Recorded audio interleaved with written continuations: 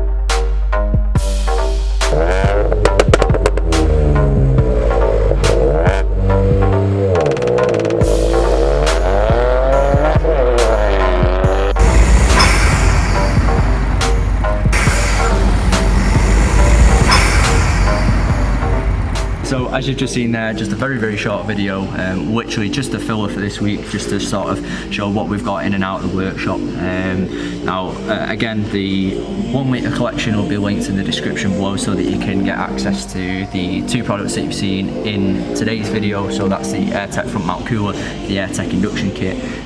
Again, a really good alternative if you don't want to spend ITG money.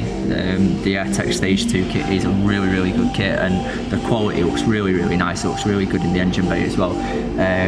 If you haven't already, make sure you subscribe to the channel. If you've got any questions at all, comment section below, drop them in there. We'll try and answer as many as possible. So other than that, we'll leave the video there and we'll see you on the next one. Thank you for watching.